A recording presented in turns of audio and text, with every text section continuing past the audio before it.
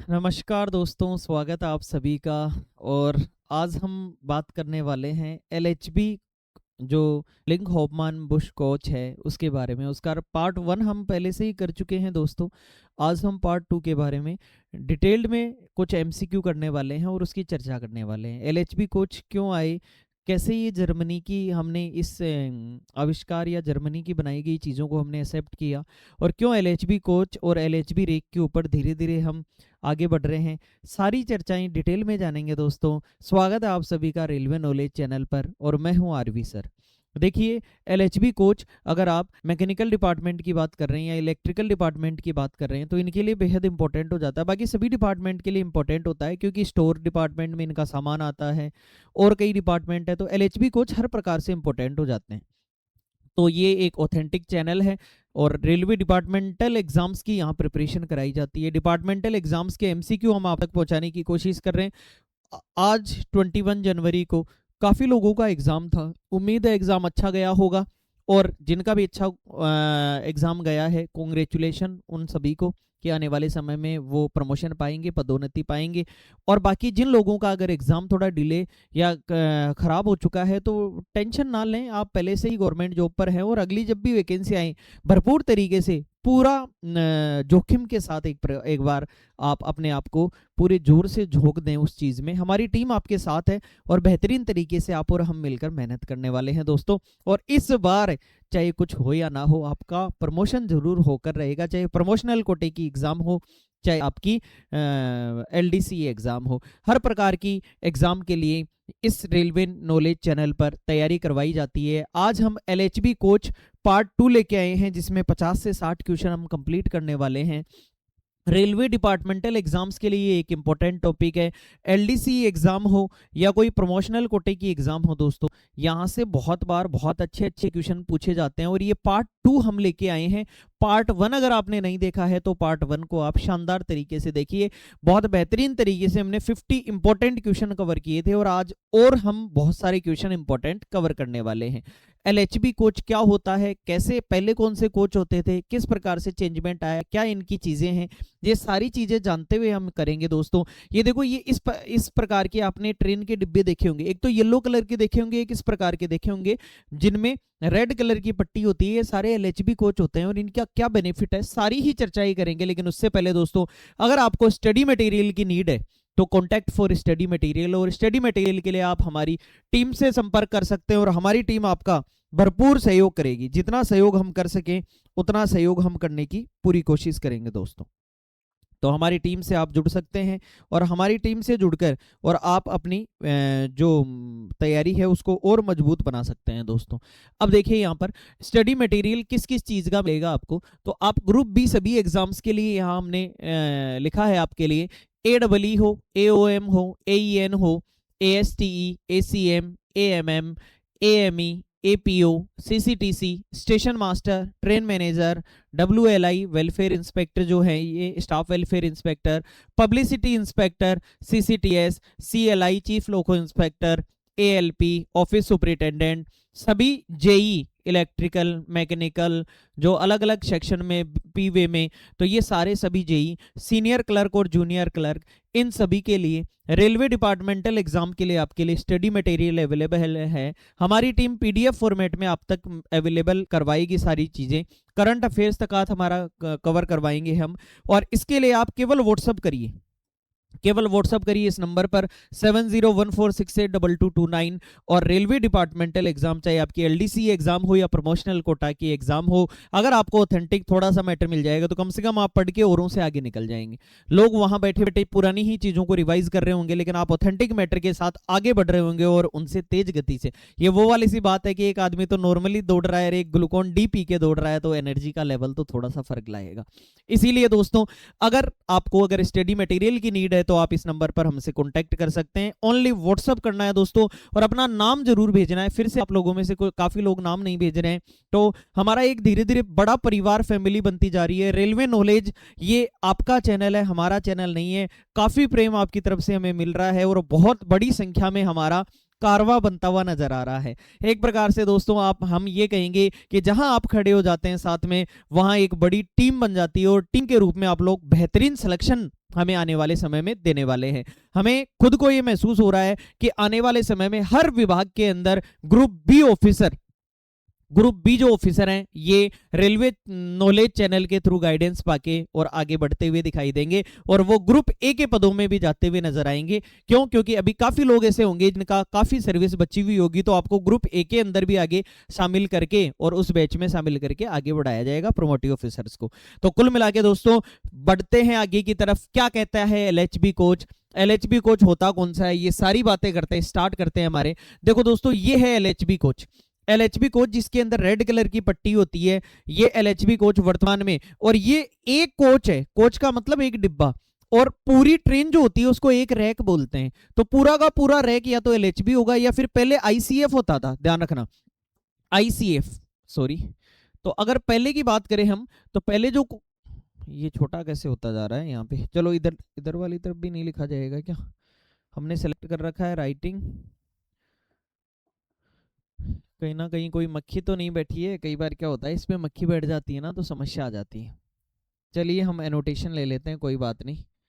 Annotation भी नहीं आ रहा है दोस्तों, ये तो मुझे लग रहा है कहीं ना कहीं हैंग हो गया है क्या, पता नहीं कैसे आप तक हम नॉलेज पहुंचाने की कोशिश करते हैं और कहीं ना कहीं चीज़ें आपके फेवर में आती हुई। अच्छा, यहाँ मक्खी बैठी है, देखो मक्खी बैठी हुई नजर आ रही थी ना।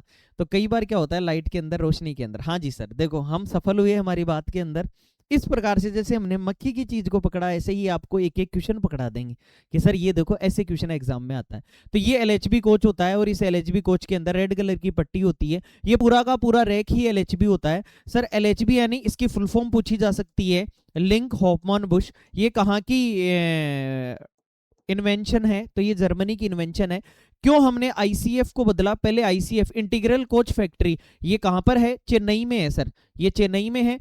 और इंटीग्रल कोच फैक्ट्री से पहले कोच निकला करते थे, लेकिन जब भी एक्सीडेंट होता था तो एक कोच के ऊपर दूसरा कोच चढ़ जाता था, भयंकर नुकसान होता था रेलवे को भी और लोगों की भी, जान माल की भी बहुत हानि होती थी।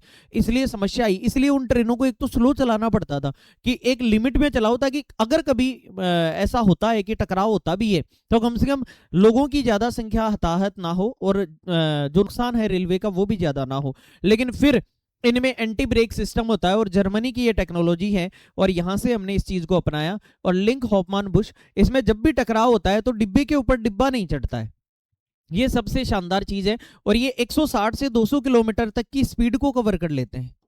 160 से 200 किलोमीटर पर आवर की स्पीड से ये रन कर सकते हैं एक प्रकार से। और भी बहुत सारी इनमें एडवांस टेक्नोलॉजी है कई प्रकार से। इनके अंदर पूरा अपर फ्रेम के अंदर पूरी वायरिंग होती है, जबकि आईसीएफ कोच जो होते थे ये वाले कोच होते थे, जो येलो वाले डिब्बे आपने देखे होंगे।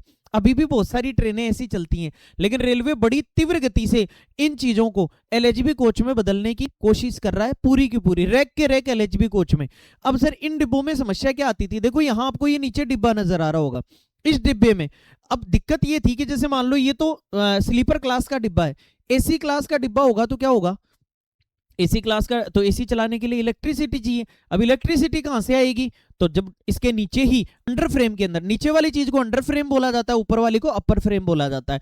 तो अंडर फ्रेम के अंदर बैटरियां लगी हुई होती थी, 19 बैटरी इधर और 19 बैटरी इधर, और वो बैटरियां अल्टरनेटर लगा हुआ होता था, नीचे रेगुलेटर होते थे। तो एक प्रकार से जैसे गाड़ियां चलती हैं उसी प्रकार से जैसे ही पहिया घूमता था वैसे ही वी बेल्ट के थ्रू अल्टरनेटर भी घूमते थे, और अल्टरनेटर जब घूमते थे तो बिजली रीजनरेट होती थी और वो बैटरियां चार्ज होती रहती थी। बैटरियां चार्ज होती थी तो फिर एसी चला करते थे सारे।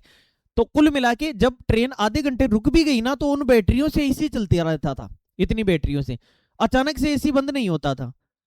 तो इसीलिए कई बार क्या होता है कि यहाँ खर्चा बहुत आता था। अल्टरनेटर का खर्चा 4.5 किलोवाट का, 25 किलोवाट का अल्टरनेटर, रेगुलेटर, इसके अलावा बहुत सारी बैटरियों का खर्चा आता था। बैटरियों का भी एक फिक्स टाइम होता था, कोडल लाइफ जो होती है वो फिक्स होती है, तो इसलिए भयंकर खर्चा आता था। मेंटेनेंस में भी बहुत समस्या आती थी कि नीचे घुस के देखना पड़ता था। कई जगह पिट लाइन, वॉशिंग लाइन खराब होती थी तो वहां कर्मचारी बहुत खराब, पैर पूरे कीचड़ में हो जाते थे। और आज भी ऐसी स्थिति है बहुत सारी वॉशिंग लाइन और पिट लाइन की पुरानी जो है, तो इसलिए बहुत सारी समस्या आती थी। तो रेलवे ने सोचा, और जब ये ज्यादा तेज गति सहन भी नहीं कर पाते थे, उससे पहले आपने कई जगह ऐसे भी देखे होंगे डिब्बे जो ब्लू कलर के हैं, लेकिन वर्तमान में ये येलो कलर के यूनिफॉर्म कर दिए थे रेलवे ने। तो कुल मिला के इसमें बहुत अधिक समस्या आती थी। कोई चीज एक बात बताओ, अब यहाँ पर अगर आपने नीचे से वायरिंग दे रखी है और कहीं पर अगर मान लो चलती हुई ट्रेन में आपको ACCI को कोई चीज सही करनी है, तो क्या ट्रेन के नीचे थोड़ी आएगा चलती हुई ट्रेन में? लेकिन अगर यही चीजें ऊपर से अपर फ्रेम के अंदर होती तो ट्रेन के अंदर भी, चलती हुई ट्रेन में भी कुछ अपनी कोशिश कर सकता था, जो चीजें उससे हो सकती हैं। सेफ्टी की सेफ्टी होती। अब ये ट्रेन तो, ये डिब्बा जब वॉशिंग लाइन या सिक लाइन जाएगा तभी सही हो सकता है अगर नीचे की चीजें हैं तो फिर रेलवे ने ये चीजें बदली और इन कोचों के बदले पूरे रैक के रैक ही LHB कोचों के ऊपर आ गए। इस प्रकार के कोच जो हैं ये LHB कोच इनके ऊपर आ गए। इनमें सारी चीजें ऊपर होती हैं और सारी चीजें जब इनमें ऊपर होती हैं दोस्तों, तो यहाँ अपर फ्रेम के अंदर केवल मेंटेनेंस अपर फ्रेम का, अंडर का तो कोई काम ही नहीं होता खास। ये देखो आपको कहीं भी एक प्रकार से वो वाली चीजें, बैटरी बॉक्स और वो नजर नहीं आएंगे। तो कुल मिला के यहाँ अपर फ्रेम में सारी चीजें होती हैं, चलती हुई ट्रेन में भी रन कर सकते हैं और सारे आपस में कनेक्टेड होते हैं। पीछे और आगे एक पावर कार होती है, उस पावर कार से पूरी ट्रेन में सप्लाई दी हुई होती है। लगभग रेलवे बोर्ड के आदेश के अनुसार हर ट्रेन में 2 पावर कार होनी चाहिए, एक फेल हो जाए तो कम से कम दूसरी चलती रहे, तो इसलिए पावर कार होती है। हर पावर कार में 2 DG सेट होते हैं। DG सेट यानी जनरेटर, सेट A और सेट B, DG सेट होते हैं, सेट A और सेट B, ध्यान रखना। तो ये 2 जनरेटर, एक फेल मार जाए तो दूसरा चल जाए, कम से कम दूसरा फेल मार जाए तो पहला चल जाए, तो 2 DG सेट होते हैं और इनके थ्रू सप्लाई मिलती है और पूरी ट्रेन के अंदर AC, पंखे, लाइटिंग, सारी चीजें यहाँ से, पेंट्री कार वगैरह में हर जगह यहाँ से सप्लाई आती है। अब इसके लिए क्या चाहिए? इन जनरेटर के लिए डीजल चाहिए, और डीजल चाहिए तो डीजल की भी बहुत भारी मात्रा में खपत होती थी। तो फिर रेलवे ने और बहुत फास्टली काम किया और इलेक्ट्रिफिकेशन पर ध्यान दिया और इंजन के ऊपर ही पेंटो बना दिया और ऊपर से वायर डाल दिए और वायरिंग आपने देखी होगी, आजकल हर ट्रैक इलेक्ट्रिफिकेशन वाला ट्रैक हो गया। अब जैसे ही वो पेंटो ऊपर होता था, यहां से इलेक्ट्रिसिटी मिल जाती थी और उस लोको के अंदर HOG होता था। 2 फुल फॉर्म याद रखना, EOG और HOG, एंड ऑन जनरेटर और हेड ऑन जनरेटर, ठीक है, इनकी फुल फॉर्म भी ध्यान रखना। तो यहां से ये लाइट इलेक्ट्रिसिटी उस लोगों के पास, मैं ये पावर कार हटाने की बात कर रहा हूं, लेकिन फिर भी इमरजेंसी में पावर कार तो रखते हैं, ताकि कई बार अगर HOG फेल हो जाए तो जॉइंट मेमो भी बनाना पड़ता है कि फेल हुआ है HOG, किसकी रेस्पॉन्सिबिलिटी फिक्स हो। तो यहां पर क्या होता है, पावर कार तो रहेगी रहेगी, वो इमरजेंसी में काम में लेंगे जब HOG लोको नहीं मिलेगा आपको। लोको यानी इंजन, तो जो इंजन है उसमें HOG सिस्टम होता है और उसको डायरेक्ट आप SLRD रहेगा या फिर पावर कार रहेगी, उधर से आप डायरेक्ट जोड़ दो और डायरेक्ट जोड़ दो तो वही इंजन यहां से इलेक्ट्रिसिटी से दे देगा सारी चीजें। तो बताइए डीजल बच गया आपका, कितना डीजल बचता है? तो आप कहेंगे सर इलेक्ट्रिसिटी, लेकिन खर्चे में बहुत कमी आती है। तो एक प्रकार से कई प्रकार की ये सुविधाएं देखते हुए और आने वाले समय में रेलवे बहुत स्पीड से HOG लोको बनाने की कोशिश कर रहा है और उसमें हर प्रकार की सुविधाएं, ताकि इंजन के अंदर ही पावर कार का सिस्टम नहीं रहे, इंजन से ही लाइट, और इस पर भी और काम किया जा रहा है कि HOG फेल ना हो, इस पर और ज्यादा प्रोग्रेस गति से काम किया जा रहा है। तो एक प्रकार से ये LHB कोच, इसमें जो इलेक्ट्रिकल डिपार्टमेंट है या मैकेनिकल डिपार्टमेंट है, इसका सबसे ज्यादा काम होता है। ऐसे तो इंजीनियरिंग डिपार्टमेंट का भी काम होता है, लेकिन इसमें RMPU होता है, अल्टरनेटर होता है, नीचे जो पानी के लिए दोनों तरफ कंप्रेशर मोटर होती हैं, AC के लिए काम होता है, किसकी क्या क्षमता होती है, ये वेरी इंपॉर्टेंट क्वेश्चन है। ये मान लो AEE के एग्जाम में तो ऐसे भभकते हुए क्वेश्चन है जो डेली पूछे जा सकते हैं आपके लिए। तो ये डेटा एक बार फटाफट, हम डिटेल में ना जाकर और फटाफट एक बार आपको क्वेश्चंस की जैसे क्षमता है, किसी की कितनी क्षमता है तो वो याद ही करनी पड़ेगी, अब उसको डिस्क्राइब क्या करें। तो एक बार से के लिए हम वही क्वेश्चन स्टार्ट करने की कोशिश करते हैं। ये LHB कोच थे और ये ICF कोच थे। 2-4 चीजें याद रखना, ICF कोच जो इंटीग्रल कोच फैक्ट्री है ये चेन्नई में है, और जो RCF है ये वाली कोच फैक्ट्री कपूरथला के अंदर है, और जो MCF है मॉडर्न कोच फैक्ट्री है ये रायबरेली उत्तर प्रदेश के अंदर है। एक प्रकार से इन तीनों का आप ध्यान रखें, modern coach factory, rail coach factory और इंटीग्रल कोच फैक्ट्री, इनका ध्यान रखें कहाँ कहाँ। अब बताइए गुजरात के गांधीनगर में क्या है, वहां भी तो कुछ ना कुछ तो है, इंपॉर्टेंट है ना। तो कमेंट सेक्शन में कमेंट करिए और कमेंट की भरमार डाल दीजिए। इस बार संडे को हमने आपसे वादा किया था कि NPS वाली हमारी जो वीडियो है उस पर 50 कमेंट हो जाएंगे। जस्ट 7 डेज पहले वो वीडियो डाली थी और 50 कमेंट हो जाएंगे तो हम कोशिश करेंगे कि एक मैराथन क्लास लेके आए। तो दोस्तों इस बार संडे को आप तैयार रहिए और संडे को हम 4 से 5 घंटे की आपको एक मैराथन क्लास देंगे जिसके अंदर इतना नॉलेज भरा होगा कि अगर आपने 4 से 5 घंटे की वो क्लास ले ली ना दोस्तों तो आपको इतना बेनिफिट होने वाला है, इतना बेनिफिट जिसकी कोई सीमा नहीं है। अगर अभी भी वास्तव में ये वीडियो आप देख रहे हैं तो आप कमेंट सेक्शन में फिर कमेंट करिए कि मैराथन क्लास होनी चाहिए या नहीं होनी चाहिए। आपके कमेंट मुझे ऊर्जा देंगे और मुझे बताएंगे कि सर मैराथन क्लास लाए या नहीं लाए। चलिए दोस्तों स्टार्ट करते हैं हमारे सेशन को। बहुत जानकारी हमने ले ली, अब क्वेश्चन पर चलेंगे सीधा। सबसे पहले what is the nominal power of unit. एक प्रकार से यूनिट की नाममात्र शक्ति ये कितनी है, यूनिट की नाममात्र शक्ति कितनी है, तो बताइए क्या आंसर होगा यहाँ पर। यहाँ 16.5 kVA आंसर होगा। ज्यादा डिटेल में हम बिल्कुल नहीं जाएंगे, हम सीधी बात करेंगे कि यूनिट की नाममात्र शक्ति कितनी होगी, तो यहां होगा 16.5 kVA। याद रखें दोस्तों इस बात को। नेक्स्ट क्वेश्चन पर आ जाते हैं। और what is the capacity of the condenser fan motor. जो कंडेंसर फैन मोटर होती है उसकी कैपेसिटी कितनी होती है, वो 1.5 HP की होती है, 2 HP की, HP यानी हॉर्स पावर, ठीक है। 1 HP में 746 किलोवाट होता है, ध्यान रखना। 1 HP में 746 किलोवाट KW, ध्यान रखना। 1 किलोवाट में 1000 वोट होता है। तो ये पावर है, पावर कितनी पावर से कोई चीज चल सकती है। तो कंडेंसर फैन मोटर की क्षमता कितनी होती है, बताइए कितने HP की मोटर होती है। 1 HP की मोटर होती है। कितने HP की मोटर होती है, 1 HP की मोटर होती है दोस्तों, याद रखें इस बात को। नेक्स्ट क्वेश्चन की तरफ बढ़ जाते हैं। What is the capacity of the evaporator fan motor radial. मतलब इवेपोरेटर जो फैन मोटर है, इवेपोरेशन क्या होता है, इवेपोरेशन होता है वाष्पीकरण। कोई भी चीज जैसे पानी उड़ता है ना उसे इवेपोरेशन कहते हैं। तो इवेपोरेशन फैन मोटर रेडियल की क्षमता क्या है, बताइए क्या क्षमता है। ये फैन मोटर वो कंडेंसर फैन मोटर थी, कौन सी थी, कंडेंसर फैन मोटर। और ये है इवेपोरेटर जो वाष्प में बनाती है, वो उस फैन मोटर की कितनी क्षमता होती है, तो वो 1.5 HP की होती है। 1.5 HP मतलब 746 किलोवाट जो है ये 1 HP के अंदर आता है। तो ये 1.5 HP यानी उसका 1.5 गुना कर लो।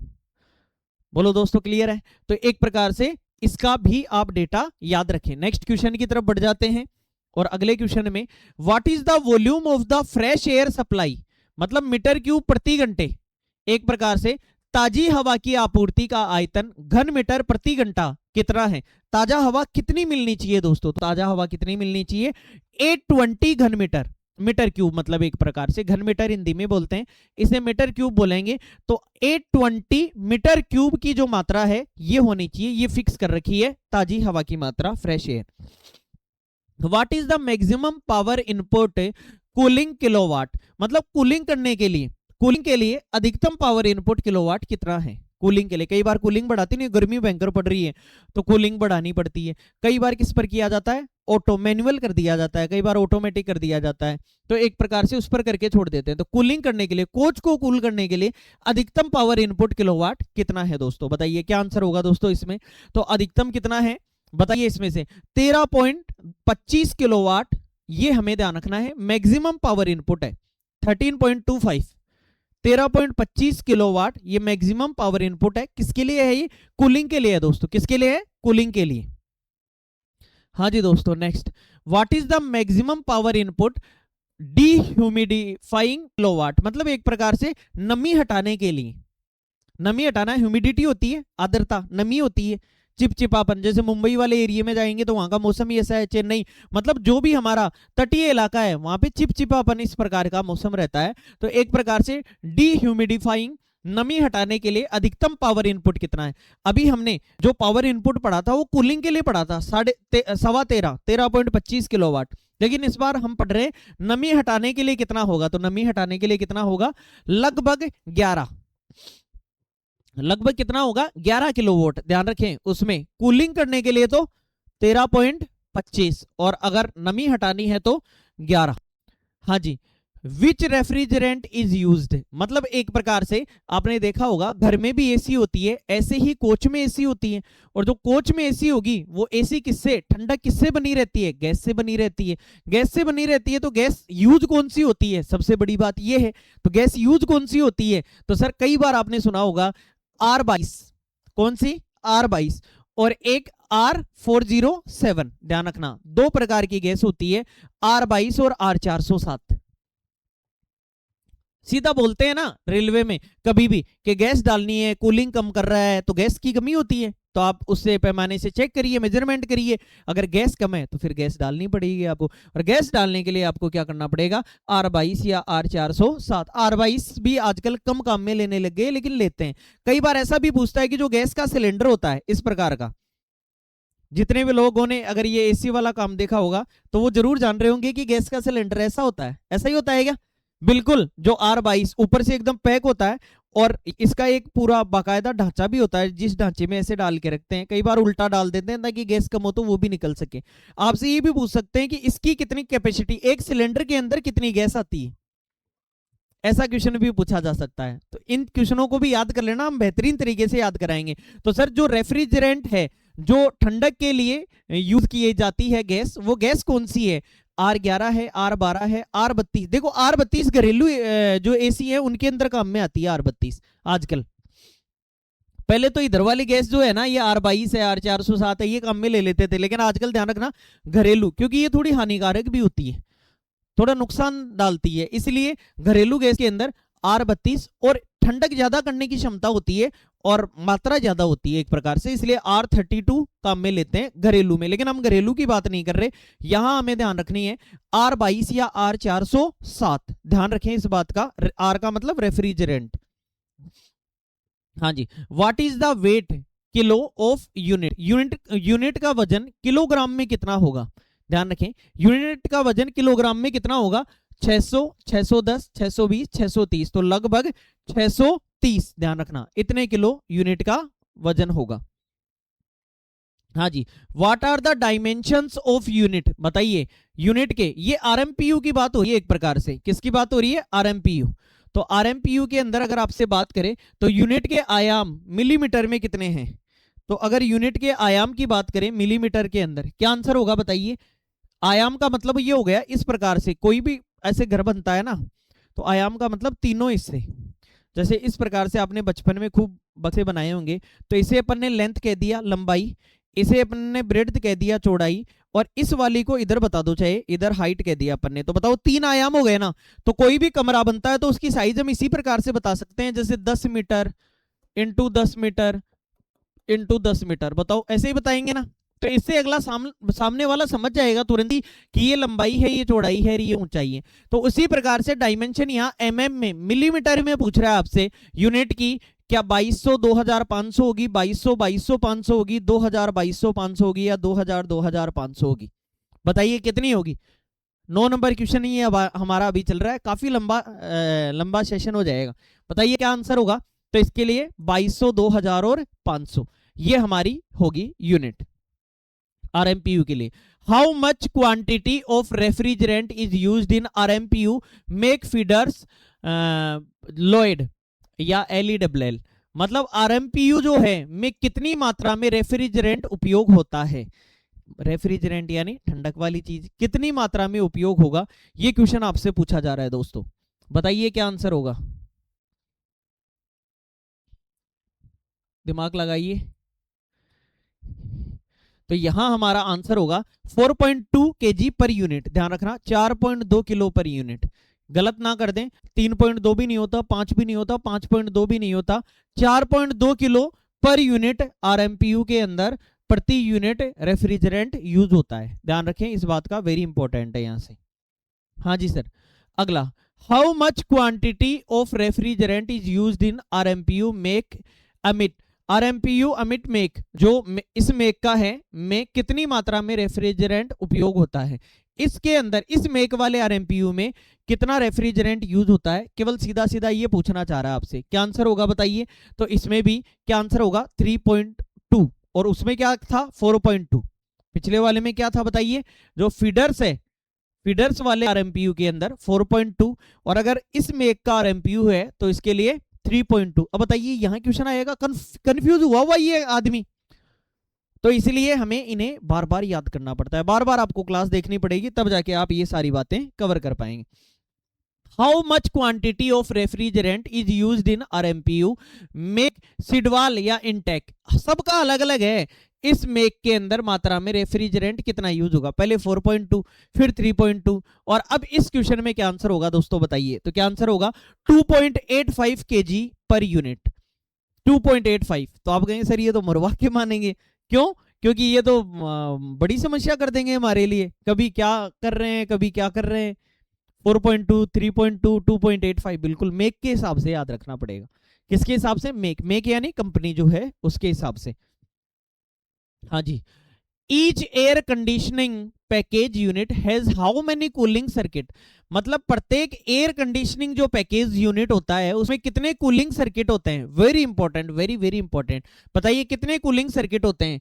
तो 2 कूलिंग सर्किट होते हैं दोनों तरफ, ध्यान रखें।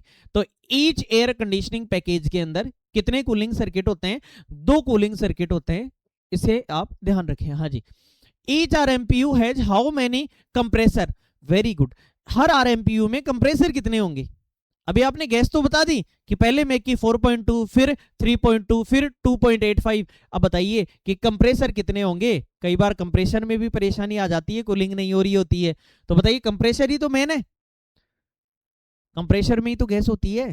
तो कंप्रेसर जो है, और गैस कौन सी होगी? R22 या R407, ध्यान रखें।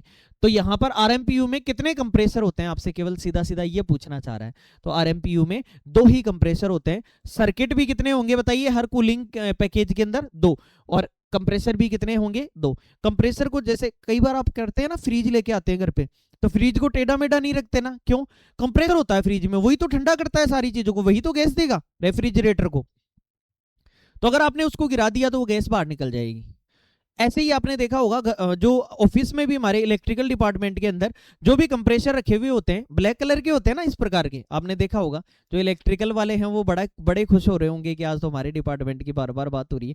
इस प्रकार से आपने देखे होंगे कि कंप्रेसर रखे रहते हैं, कौन से कलर में रहते हैं? ब्लैक कलर में। तो इन कंप्रेसर में इस प्रकार से यहाँ, तो इन कंप्रेसर को जो है वो सीधा का सीधा ही रखा जाता है और बड़े ध्यान से लाया जाता है। तो ये कंप्रेसर बहुत काम की चीज होते हैं। तो इन कंप्रेसर आपसे पूछा जा रहा है कि प्रत्येक आरएमपीयू में कितने कंप्रेसर होते हैं। तो कितने होते हैं? 2 होते हैं। जैसे फ्रिज हुआ और एसी हुआ, उसके कंप्रेसर को भी सीधा रखते हैं, ठीक है। जैसे एसी का आउटडोर जो होता है उसको सीधा का सीधा पकड़ के रखते हैं, उल्टा कभी नहीं करते, ध्यान रखना। तो इसलिए 2 कंप्रेसर होते हैं। हाँ जी। Each RMPU has how many condenser fan. Condenser fan कितने होंगे हर आरएमपीयू में? भाई आपने कंप्रेसर तो बता दिए 2 होंगे। जो कूलिंग पैकेज उसमें सर्किट भी कितने होंगे? 2 होंगे। जो इनकी कूलिंग कैपेसिटी है, क्षमता है, वो 4.2 और 3.2 और 2.85 होगी। इसके अलावा आपसे पूछा है कि कंडेंसर फैन कितने होंगे। आपने कई बार एसी के आउटडोर में नहीं देखा, फैन चलता रहता है, हवा फेंकता रहेगा, गर्म हवा बाहर फेंकेगा। तो वही तो कह रहा है कंडेंसर फैन कितने होंगे। ध्यान से, एकदम नॉर्मल आसान भाषा में। हमारी क्लासों की खास बात ये होगी टाइम कितना ही लग जाए लेकिन समझ में सारा आएगा। क्वेश्चन पर स्टे करते हैं, होल्ड करते हैं, इसलिए समझ में आता है ज्यादा, आपको याद रहेगा। अपन क्या करेंगे? बस टिक लगाए ये आंसर होगा, टिक लगाए ये आंसर होगा, टिक लगाए ये आंसर होगा। तो सर ऐसे दिमाग से भी टिक से ही बाहर हो जाएगा, ध्यान रखना। टिक लगाते लगाते अगर मजा आ रहा है वास्तव में तो चैनल को, इस वीडियो को लाइक करिए और शेयर करिए। बहुत लाइक आ जाने चाहिए, मुझे ऐसा महसूस होना चाहिए कि जिस वीडियो पर सबसे ज्यादा लाइक होंगे उसी से रिलेटेड, उसी डिपार्टमेंट से रिलेटेड और बहुत सारी चीजें हम आप तक पहुंचाने की पूरी कोशिश करेंगे। तो आपसे कहना चाह रहा है कि कंडेंसर फैन कितने होते हैं ये बताइए दोस्तों। तो कितने होते हैं कंडेंसर फैन? कंडेंसर फैन भी 2 होते हैं, ध्यान रखना। 2 चीजों का आप ध्यान रखिए। मोटर भी जैसे नीचे वाली तरफ होती है वो भी 2 होती हैं, ठीक है, पानी की। प्रत्येक आरएमपीयू में कितनी हीटिंग असेंबली होती है? आरएमपीयू जो होगा, आरएमपीयू की फुल फॉर्म तो डाल दो एक बार कमेंट सेक्शन में। तो प्रत्येक आरएमपीयू में कितनी हीटिंग असेंबली होगी? एक बात बताओ, कई बार अपन ठंड के जो गर्मी का मौसम है उसमें तो कूलिंग का काम करता है, और जो सर्दी का मौसम होता है उसमें हीटर चलाते हैं कोच के अंदर। तो आपसे कह रहा है कि हीटिंग असेंबली कितनी होगी हर आरएमपीयू में, आपसे ये पूछना चाह रहा है। तो इसमें होगी कितनी? 1 ही होगी सर। इस बार 2 मत कर देना, 2 की आदत पड़ गई है आपकी।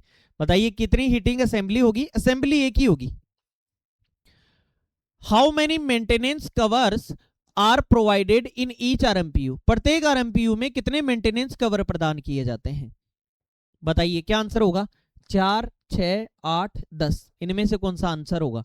तो इनमें से आंसर होगा सर 6 मेंटेनेंस कवर कितने प्रदान किए जाते हैं? 6 मेंटेनेंस कवर प्रदान किए जाते हैं। How many air inlets are provided for circulating air in each आरएमपीयू?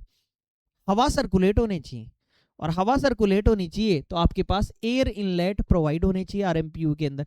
कितने होते हैं? केवल संख्या पूछना चाह रहा है और आपसे कुछ भी नहीं पूछना चाह रहा। तो बताइए कितने होते हैं? तो 2 होते हैं। जिस प्रकार से आपके पास कूलिंग सर्किट 2 होते हैं, उसी प्रकार से आरएमपीयू के अंदर एयर इनलेट भी कितने होते हैं? 2 एयर इनलेट, ताकि हवा सर्कुलेट हो सके, सर्कुलेशन के लिए। How many air inlets are provided for fresh air in each RMPU? यहां फ्रेश एयर की बात हो रही है। फ्रेश एयर आई, भाई फ्रेश एयर आएगी तभी तो फ्रेश जाएगी, ताजा। एक तो सर्कुलेशन की बात अलग हो गई। फ्रेश एयर आने के लिए इनलेट कितने होंगे? आपसे ये पूछना चाह रहा है। 3 होंगे, 1 होंगे, 4 होगा, 2 होगा? क्या आंसर होगा? तो 2 होंगे सर। कितने होंगे फ्रेश एयर के लिए? 2 इनलेट होंगे। How many air outlets are provided for supply in each RMPU? ये तो हवा आई, अब हवा आ गई तो जानी भी चाहिए घूम के। तो बताइए जाने के लिए कितने आउटलेट होंगे? वो ये इनलेट नहीं है, ये आउटलेट है, ध्यान रखना। आउटलेट यानी कितने आउटलेट, यानी बाहर, निकासी के लिए। निकासी के लिए कितने होंगे आपसे ये पूछना चाह रहा है। बताइए क्या आंसर होगा? निकासी के लिए 1 ही होगा। ये वही उसी प्रकार की बात है कि कूलिंग करने के लिए चीजें 2 होती है, लेकिन हीटिंग असेंबली कितनी होगी? 1। उसी प्रकार से इनलेट के लिए चीजें 2 होती हैं, लेकिन आउटलेट के लिए क्या होता है? 1 दोस्तों। Each RMPU has how many mixed air filter? Her RMPU में mixed air filter कितने होते हैं? 1 होता है, 2 होता है, 3 होता है, 4 होते हैं। कितने फिल्टर होंगे? कई बार एसी में फिल्टर नहीं होते, जैसे एसी को ऊपर करते हैं, निकालते हैं, कचरा निकलता है, वॉश करते हैं, साफ करते हैं, वापस लगा देते हैं जब सर्विस होती है। तो उसी प्रकार से गाड़ी की एसी होती है, उसमें भी फिल्टर निकलता है। ऐसे ही इसमें जो फिल्टर लगते हैं, छोटे फिल्टर भी आते हैं, स्मॉल फिल्टर भी, और बड़े फिल्टर भी आते हैं। 2 साइज के फिल्टर होते हैं, देखे होंगे ना आप लोगों ने? नहीं देखे तो मैं बता रहा हूँ। 2 तरह के फिल्टर होते हैं, छोटे फिल्टर भी और बड़े फिल्टर भी। ये खराब बहुत जल्दी होते हैं, ध्यान रखना, इनको बचा के रखना पड़ता है। तो हर आरएमपीयू में कितने मिक्स्ड एयर फिल्टर होंगे, ये आपसे पूछना चाह रहा है। तो बताइए कितने होंगे? 4 फिल्टर। हर आरएमपीयू में कितने मिक्स्ड एयर फिल्टर होंगे? 4 एयर फिल्टर होंगे, याद रखें। Each RMPU has how many fresh air filter? वो तो मिक्स्ड एयर फिल्टर थे, मिश्रित, जिसमें फ्रेश भी आ गई, वो भी आ गई, दोनों। लेकिन फ्रेश एयर फिल्टर कितने होंगे हर आरएमपीयू में? बताइए। 4 ही होंगे। कितने होंगे? 4। मिक्स्ड एयर फिल्टर भी कितने? 4। और फ्रेश एयर फिल्टर भी कितने? 4। 2 साइज के फिल्टर आते हैं, छोटे भी और बड़े भी। देखो हर कोच का अलग अलग मेंटेनेंस होता है। जो नॉन एसी कोच है उसका अलग मेंटेनेंस होता है, एसी कोच है उसका अलग मेंटेनेंस होता है। हर प्रकार की चीजें उसमें अलग से ध्यान रखनी पड़ती है। 23 नंबर क्वेश्चन कह रहा है how many sealed compressor are provided in the coach? Coach में कितने सील्ड कंप्रेसर प्रदान किए जाते हैं? कंप्रेसर बहुत जरूरी चीज है कूलिंग के लिए। तो कंप्रेसर कितने प्रदान किए जाते हैं? आपसे केवल इतना सा कहना चाह रहा है। तो ये भी कितने होते हैं? 4 कंप्रेशन होंगे ईच कोच के अंदर, 4 compression. How many condenser motor are provided in the coach? Coach में कितने कंडेंसर मोटर होंगी? बताइए दोस्तों, सोचिए क्या आंसर हो सकता है। तो यहां क्या आंसर होगा? तो यहां सवाल में आंसर होगा 1। कंडेंसर मोटर कितनी होगी? 1। कोच में कंडेंसर मोटर कितनी होगी? केवल 1 कंडेंसर मोटर होगी। बताइए लगभग आपके सही हो रहे हैं या नई चीजें मिल रही हैं? सही होने चाहिए दोस्तों, मजा आना चाहिए पढ़ के और कवर होना चाहिए। कई बार क्या होता है, आप बुक लेकर बैठते हो, याद नहीं रहता, लेकिन डिस्कशन हो गया ना थोड़ा सा, तो डिस्कशन की बातें याद रहती। इसलिए कहा जाता है कि आपस में डिस्कस करके पढ़ना चाहिए, एक ग्रुपिंग बनानी चाहिए। ग्रुपिंग से, या फिर आपने जो पढ़ा है उसी डिपार्टमेंट या उसी से रिलेटेड कोई दूसरा आदमी हो जिससे फोन पर आप बात करें और उसको सुनाएं कि हाँ ये कितना होता है, ये कितना होता है। बेहतरीन तैयारी हो जाएगी, सिलेक्शन निकाल लोगे आप। और वर्तमान में 8 मार्च की एग्जाम आने वाली है, एकदम चक दे फट्टे वाला काम हो जाना चाहिए। ठीक है, चलिए कोच में कितने हीटर यूनिट प्रदान किए जाते हैं? हीटर कितने होते हैं कोच में? बताइए।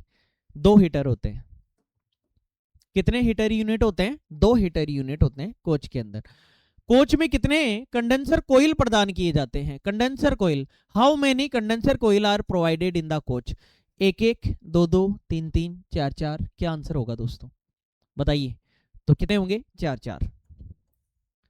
4-4 होंगे। एयर फिल्टर भी, mixed air filter, fresh air filter, 4-4 ही होते हैं।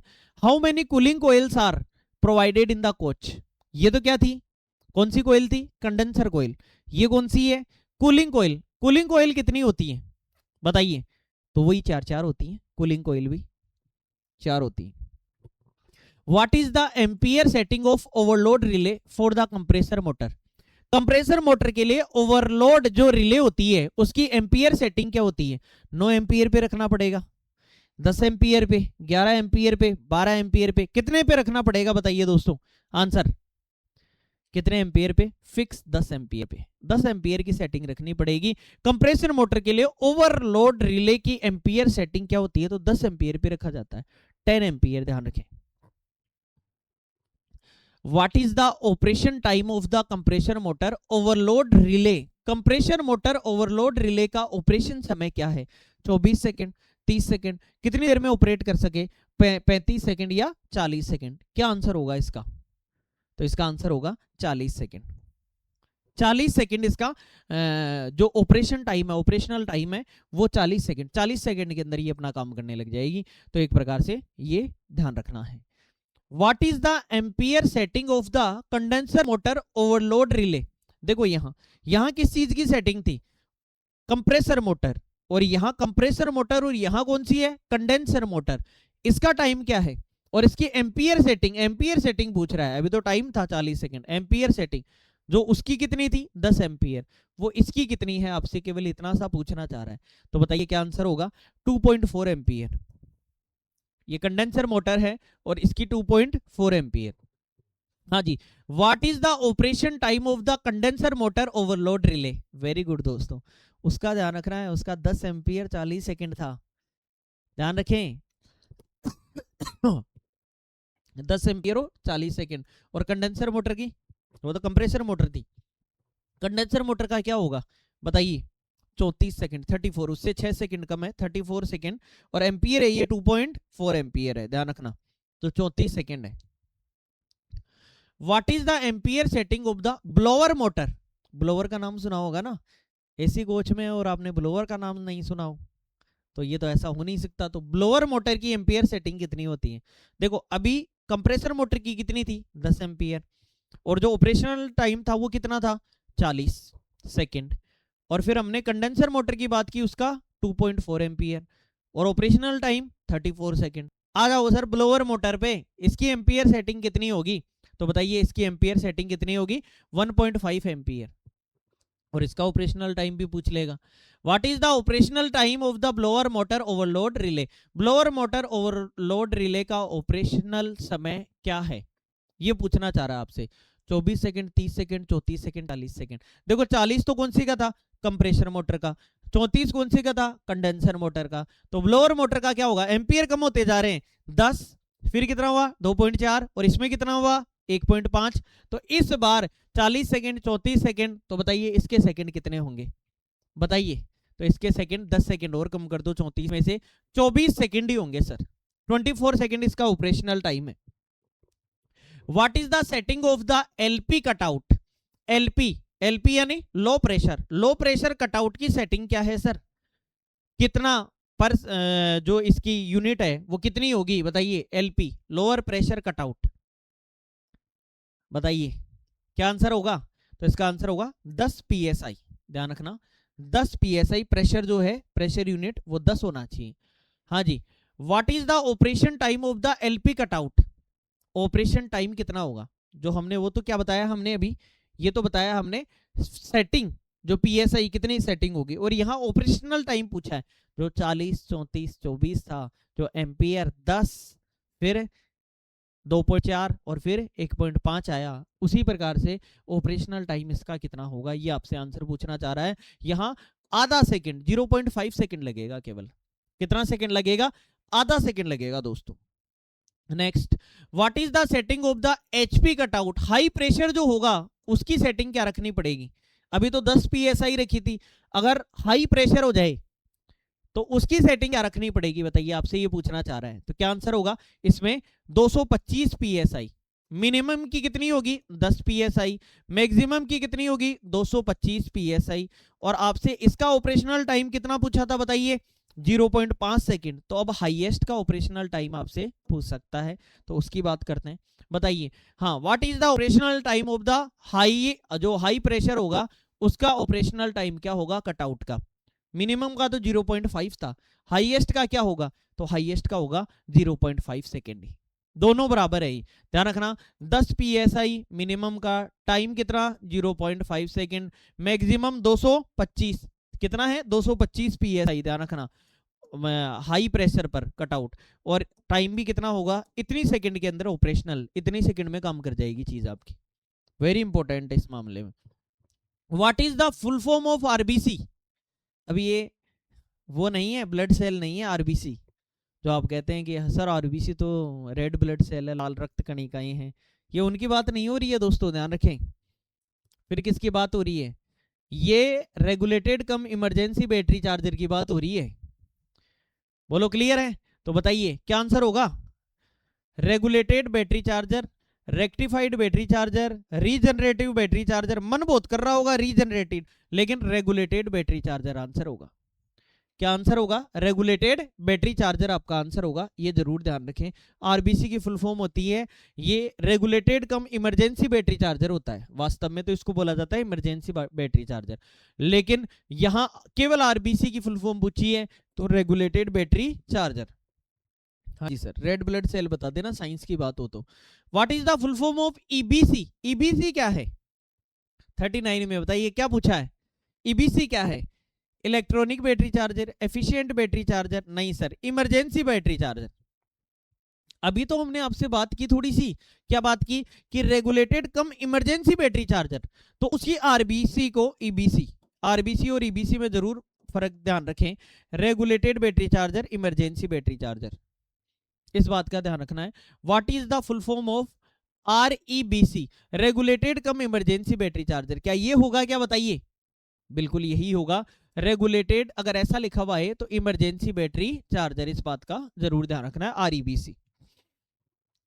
What is the voltage rating type of battery used in LHB AC coaches, AC coach में बैटरी का क्या माप होगा, हाँ जी एसी कोच में बैटरी कितने एएच की बैटरी होगी, 70 एएच की वीआरएलए, वीआरएलए बैटरी होगी, सब जगह ऑप्शन तो वीआरएलए ही है मेक यहाँ पे, तो वीआरएलए बैटरी होगी, 120 एएच की बैटरी होगी, 320 एएच की बैटरी होगी, या 1100 एएच की बैटरी होगी। इन दोनों के पास तो आप नहीं जाएंगे, इन दोनों में कंफ्यूज हो सकते हैं।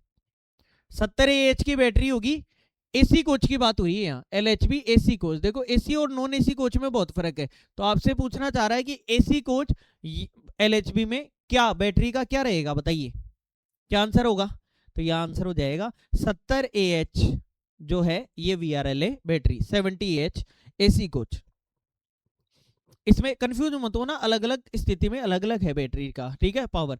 What is the voltage rating of each cell module in LHB AC coach, यहां कह रहा है वोल्टेज कितने होने चाहिए, ये बैटरी की बात तो हम समझ गए, लेकिन वोल्टेज कितने होने चाहिए बताइए, क्या आंसर होगा, तो इसमें 12 वोल्ट की बैटरी होती है, कितने वोल्ट की 12 वोल्ट, आप ऐसा कह सकते हैं 12 वोल्ट 70 एएच, 12 वोल्ट और 70 एएच, बताइए कितनी बैटरी होंगी, बताइए, ये आपके लिए सवाल छोड़ते हैं, कितनी बैटरी होंगी, तो 12 वोल्ट की। What is the rating of the regulated battery charger of RBC, कितने किलोवाट का बैटरी चार्जर होता है रेगुलेटेड बैटरी चार्जर या ईबीसी इमरजेंसी बैटरी चार्जर, पूरा नाम आरईबीसी regulated cum emergency battery charger, बताइए कितने किलोवाट का होता होगा, क्षमता तो पता होनी चाहिए, तो बताइए क्या आंसर होगा, तो इसमें 6.5 किलोवाट का बैटरी चार्जर होता है, कितने किलोवाट का बैटरी चार्जर होता है 6.5 किलोवाट का, जरूर ध्यान रखें इस बात का। What is the capacity output power of the regulated battery charger, देखो ये कई बार वॉशिंग लाइन या सिक लाइन पर जब गाड़ी खड़ी रहती है तो वायरिंग लगा के वहां से चार्जिंग लगाते हैं ना, चार्जिंग बांधते हैं कोच की, तो ये वहां बहुत ज्यादा काम में आता है, तो what is the capacity output या power of the regulated battery charger, कितनी बैटरी चार्जर की कितनी कैपेसिटी होगी बताइए, तो 4.5, कितनी होगी, ये तो 6.5 किलोवाट, लेकिन आउटपुट का क्या होगा 4.5 किलोवाट। आरईबीसी रेगुलेटेड बैटरी चार्जर की क्षमता या आउटपुट पावर कितनी है, और यहां क्या पूछा था हमने, रेटिंग कितनी है, रेटिंग 6.5 लेकिन आउटपुट कितना है, ये 4.5 ही है।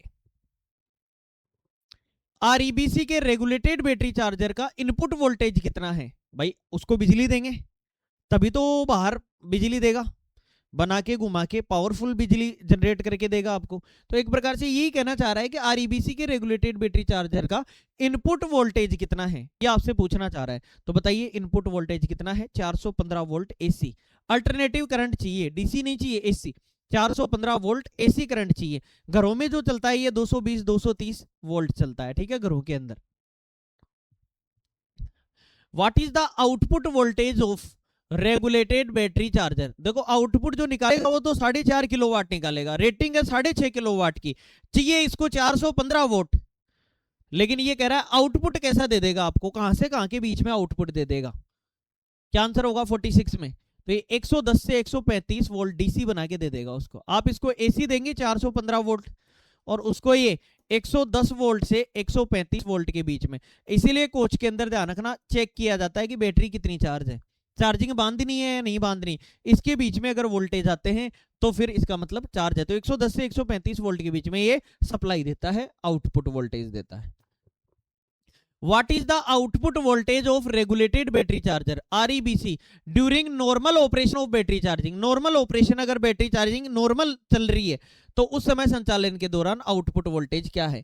यहां पर किसके दौरान था? Regulated battery charger. लेकिन यहां पर ये भी रेगुलेटेड बैटरी चार्जर है, लेकिन एक तो नॉर्मल सिचुएशन रे, एक डिस है एकदम बैटरी, तो उस कंडीशन में कई बार नहीं होता फास्ट चार्जिंग और नॉर्मल चार्जिंग, तो ये नॉर्मल चार्जिंग की बात कर रहा है, उस समय कितना निकालेगा बताइए क्या आंसर होगा? तो इसका आंसर होगा हमारा 122 वोल्ट, और इसमें प्लस ये एक ऐसी क्षमता दे दी, मतलब वहां तो हमने बात कर ली कि 110 से कितना 135 वोल्ट, लेकिन नॉर्मली ये वो वाली सी बात हो गई कि किसी आदमी के ब्लड का पीएच कम ज्यादा भी हो सकता है, लेकिन एक सामान्य मनुष्य का 7 पॉइंट कितना लगभग शायद 4 दिया है, तो फिर सामान्य की बात, अब आप तो लड़ मरोगे कि नहीं 8 क्यों है, किसी का हो सकता है, लेकिन एक हेल्दी पर्सन का इतना माना गया है पीएच। तो उसी प्रकार से एक प्रकार से 110 से 135 के बीच में, सॉरी 110 से 135 के बीच में रहेगा जरूर, लेकिन जो इसकी यूनिवर्सल कंडीशन है वो 122 प्लस माइनस 2 वोल्ट है। 122 से 2 वोल्ट ज्यादा या 2 वोल्ट कम, 120 से 124 का अंतराल आ गया। ठीक है दोस्तों, एकदम अंतिम पड़ाव पर है हमारी क्लास में दोस्तों, समय जरूर लगेगा लेकिन बहुत कुछ सीखेंगे, गलती नहीं होने देंगे और अपडेटेड चीजें आएंगी आपके पास। आरईबीसी के रेगुलेटेड बैटरी चार्जर का आउटपुट करंट कितना है? तो रेगुलेटेड बैटरी चार्जर का आउटपुट करंट एम्पियर में कितना आता है ये आपसे पूछना चाह रहा है। तो क्या आंसर होगा बताइए? 35 एम्पियर। कितना आएगा? 35 एम्पियर आंसर आएगा आपका। ठीक है दोस्तों, next, what is the voltage ripple of A regulated battery charger? जो चार्जर का वोल्टेज रिपल कितना होता है? तो वोल्टेज रिपल क्या होता है, ये अभी हमने बात की कि लेस देन या बराबर 2 ऑफ सेट वोल्टेज। एक बार आपने अगर सेट कर दिया ना, तो अभी हमने बात की ना कि 122 से 2 कम या 2 ज्यादा, तो ये कह रहा है लेस देन या बराबर 2% के अंदर ही रखेगा अगला जितना आपने सेट कर दिया उससे। और आखिरी सवाल है दोस्तों, गजब तरीके से हम कवर करेंगे, what is the current ripple of RBC? Current ripple कितना होता है? तो करंट रिपल के लिए क्या आंसर होगा दोस्तों बताइए? करंट रिपल होगा 3, मैक्सिमम 3 या 3 से नीचे। तो दोस्तों ये थी हमारी 50 क्वेश्चन की एलएचबी कोच के बारे में पार्ट 2, और इनको बेहतरीन तरीके से इन क्वेश्चनों को याद कर लेना। हम एकदम हॉट क्वेश्चन लेके आते हैं जो एग्जाम में पूछे जाते हैं, उन्हीं क्वेश्चन को कवर करना है। LHB part 2 railway departmental exams के अंदर जिस भी एग्जाम में आता है आप इन्हें देख लें, वेरी इंपॉर्टेंट है ये LDC limited departmental competitive exam या प्रमोशनल कोटे की कोई एग्जाम हो उसके लिए काम आती है। एलएचबी कोच क्या होता है इसकी बात की हमने, शुरू में 10-15 मिनट तो इसी में लग जाते हैं कि बात किसकी करेंगे, क्योंकि ये नींव बनती है, और नींव बनती है उसके बाद में जो पढ़ाई करते हैं उसमें अलग ही मजा आता है दोस्तों। और उसके अलावा अगर आपको स्टडी मटेरियल की नीड है अगर, तो स्टडी मटेरियल के लिए आप इस नंबर से केवल व्हाट्सएप पर संपर्क कर सकते हैं। मटेरियल आपको मिल सकता है वर्तमान में AEE, AOM, AEN, AST, ACM, AMM, AME, APO, CCTC, station master, train manager, welfare inspector, WLI, publicity inspector, CCTS, chief loco inspector, CLI, ALP, OS, office superintendent, JE सभी post, senior clerk, junior clerk, इस प्रकार के exams का railway department के अंदर आगे बढ़ने का सुनहरा मौका जब आपके पास सामने आया है तो एक बार थोड़ी सी बाजी लगा ली जाए। क्यों? क्योंकि आप अगर वास्तव में या तो आप खड़े नहीं होंगे, और खड़े होंगे तो जीतने के लिए खड़े होंगे। ऐसी भारतीयों की विशेषता है। तो यहाँ रेलवे डिपार्टमेंटल एग्जाम के लिए स्टडी मटेरियल के लिए केवल आप व्हाट्सअप करिए इस नंबर पर, हमारी टीम आपको जल्द से जल्द मटेरियल अवेलेबल कराने की पूरी कोशिश करेगी दोस्तों। तो इस क्लास में हम इतना ही करते हैं। अगर आप चैनल पर नए हैं तो चैनल को सब्सक्राइब कर लो ताकि आपको नोटिफिकेशन सबसे पहले मिले। नोटिफिकेशन भी ऑन कर लेना, और शेयर कर दो वीडियो को, और लाइक कर दो। इसके अलावा हमारी मेहनत अगर आपको पसंद आती है तो लाइक तुरंत करिए आप। और फिर मिलेंगे। महिलाओं और बच्चों का सम्मान करिए, ध्यान रखिए, खुद का भी ख्याल रखिए, नौकरी करते रहिए और साथ में मेहनत करते रहिए। आगे बढ़ना कहाँ गुनाह है? तो आगे बढ़ना कोई गुनाह नहीं है, ये हर आदमी के मन में इच्छा होती है कि वो भी आगे बढ़े। तो आप प्रोग्रेस करना कहीं मनाही नहीं है, हार्ड वर्क के कारण आप आगे बढ़ पाएंगे। हमारी टीम आपके साथ है, ये हमारी एक फैमिली बन चुकी है, और बेहतरीन प्रेम आप हमें दे रहे हैं, उसके लिए बहुत बहुत शुक्रिया दोस्तों। किसी दिन हम बिल्कुल हाल ही में कुछ एग्जाम्स हुए, उनमें हमारे जो सिलेक्टेड कैंडिडेट हैं उनका पॉडकास्ट भी लेके आएंगे कि उनका क्या अनुभव रहा हमारे चैनल के साथ, और हमने किस प्रकार से उनको बेनिफिट देने की कोशिश की है। और बहुत ऊंचे ऊंचे पदों पर जाकर हमारे जो कैंडिडेट हैं, हमारी टीम के मेंबर हैं, आप मेंबर हैं हमारी टीम के, तो आप लोग बहुत ऊंचे ऊंचे पदों तक पहुंचेंगे। हमारे व्हाट्सएप चैनल को ज्वाइन करिए, वहाँ हम करंट अफेयर्स आपको ज्वाइन कराने की कोशिश करेंगे। इसी वीडियो के कमेंट सेक्शन में आपको व्हाट्सएप चैनल का लिंक मिल जाएगा। बाकी हर प्रकार से हम आपकी सहयोग करने की कोशिश करेंगे। ठीक है दोस्तों, फिर मिलेंगे। आप देख रहे थे रेलवे नॉलेज चैनल, मैं हूँ आरवी सर। जय हिंद, जय भारत दोस्तों।